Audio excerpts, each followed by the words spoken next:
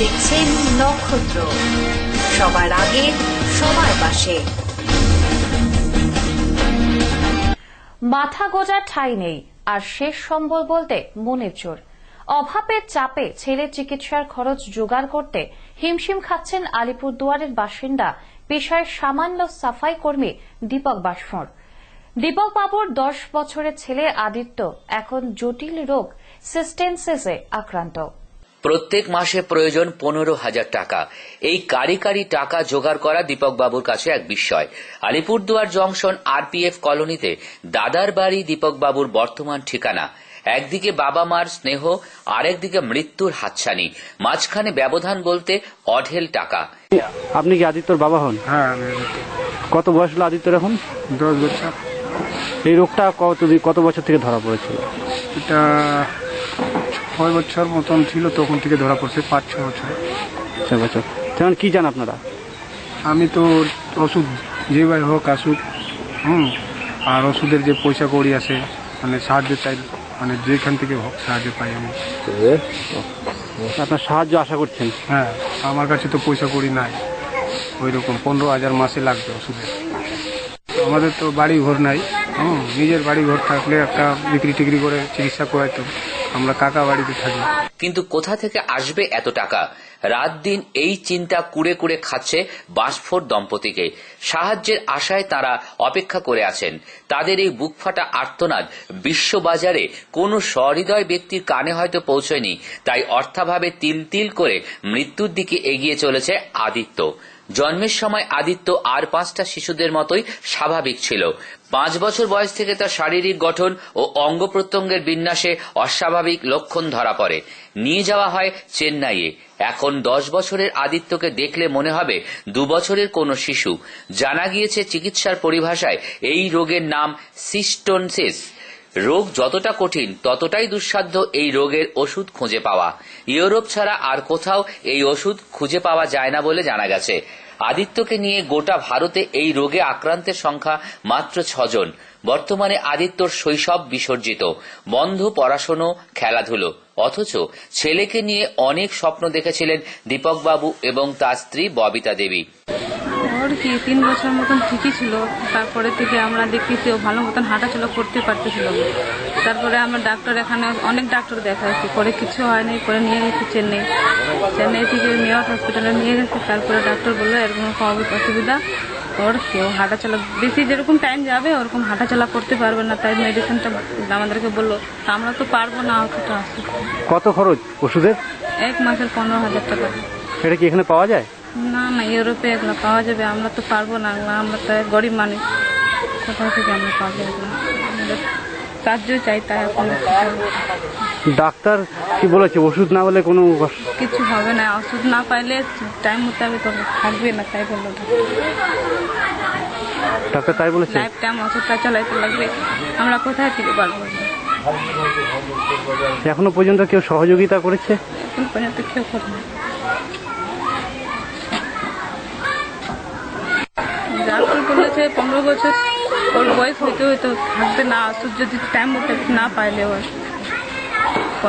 এরকম রোগের বাচ্চাগুলো বলে 15 বছর পর্যন্তই থাকে, তারপরে আর। এখন আপনারা কি চান? আপনাদের থেকে এই সাহায্য চাই আমার বাচ্চার ওষুধ আসার জন্য। কি করে আপনার স্বামী? এই ঠিকানে কাজ করে 6,000 টাকা পায়। আমার 2টা বাচ্চা আছে, আমাদেরকে কে দেখবে? বাচ্চাকে আমরা ওষুধ কোথা থেকে আনবো? 15,000 টাকা এই মাসে, 1 মাসের ওষুধ। আমাদের লাইফ টাইম ওষুধ ওটা খাওয়াইতে বলছে। এখন আপনারাই আসেন, আমাদেরকে সাহায্য করবেন। এখন আপনাদের ছাড়া আমার আশা নাই আরো। এখন আমরা সবকিছু করে দেখিয়ে নিচ্ছি, আর কিছু পাচ্ছি না। এখন আপনারাই আছে, আপনারা দেখবেন। আমরা সেই অগাধ স্বপ্নে ছাই ঢেলে দিয়েছে সিস্টোনসিস নামে এই রোগটি। চেন্নাইয়ের চিকিৎসক নাকি 15 বছর পর্যন্ত আদিত্যর জীবনের সময় মেপে দিয়েছেন। অর্থাৎ এখনই চিকিৎসা করাতে না পারলে ভোরের শিশিরের মতো অকালেই ঝরে পড়বে একটি প্রাণ। যদি সহযোগিতার হাত বাড়িয়ে দেওয়া যায় তাহলে হয়তো জীবনযুদ্ধের এই কঠিন লড়াইয়ে আদিত্য জয়ী হতে পারবে। কি অসুখ হয়েছে? এটা সিস্টোনিসিস হয়েছে। ডক্টরকে নিয়ে গেছি, যখন ডক্টর বলছে এটা ভারতবর্ষে 6টাই হয়েছে, ওষুধের নাম হয়েছে সিস্টোনিসিস। মানে ভারতবর্ষে কি 6 জন এরকম রোগী আছে? 6টাই হচ্ছে। 6টার মধ্যে কি আমার ওয়েস্ট বেঙ্গলতে একটা আছে, এইটা ওয়েস্ট বেঙ্গলে একটা কি আদিত্য? আদিত্য না। তো এখন তোমরা কি চাও? আমাদের চাই কি সহযোগিতা চাই, যে আরো তো লাইফ টাইম চলতে থাকে ওষুধটা। রবিবার বিকেলে ময়নাগুড়ি রবিতীর্থ ভবনে সতীন্দ্র প্রসাদ মেমোরিয়াল শিক্ষা নিকেতনের 16তম বর্ষের সাংস্কৃতিক অনুষ্ঠান অনুষ্ঠিত হল। রবিবারে এসপিএম শিক্ষানিকেতনের সাংস্কৃতিক অনুষ্ঠানে শিক্ষানিকেতনের বর্তমান ও প্রাক্তন ছাত্রছাত্রীদের নিয়ে নানা অনুষ্ঠানের আয়োজন করে এসপিএম শিক্ষানিকেতনের পক্ষ থেকে। অনুষ্ঠানে ছাত্রছাত্রীরা বিভিন্ন অনুষ্ঠান পরিবেশন করে। অনুষ্ঠানে নাচ, গান, আবৃত্তি, ছড়া সহ বিভিন্ন অনুষ্ঠান পরিবেশন করে ছাত্রছাত্রীরা।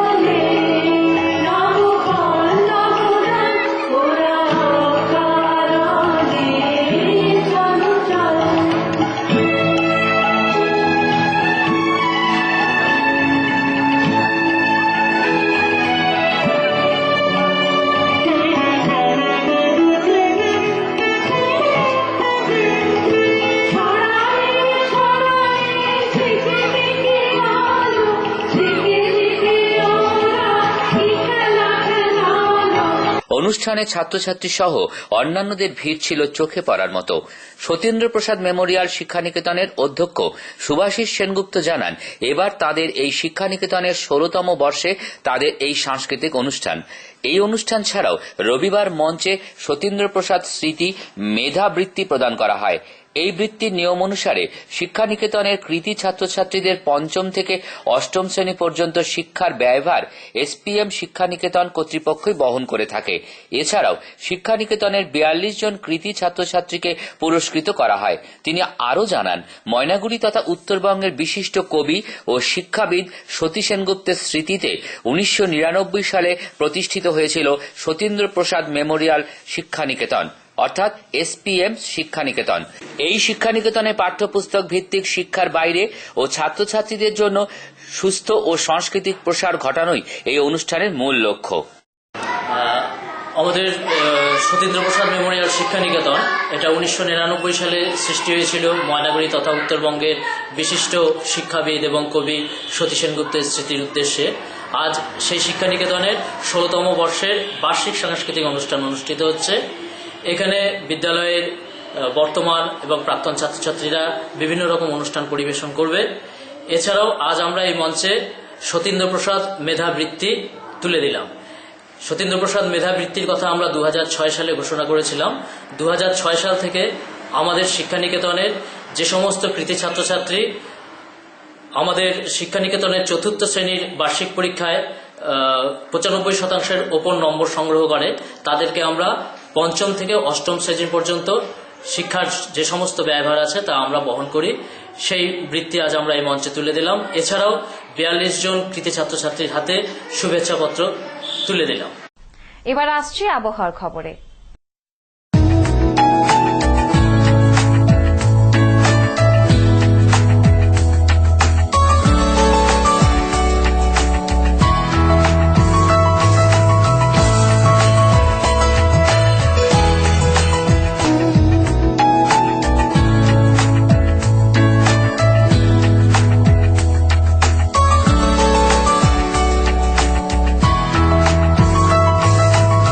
নক্ষত্র নিউজ এখনকার মতো এই পর্যন্তই। পরবর্তীতে আসবো আর অন্যান্য গুরুত্বপূর্ণ খবরের সঙ্গে থাকুন, দেখতে থাকুন নক্ষত্র।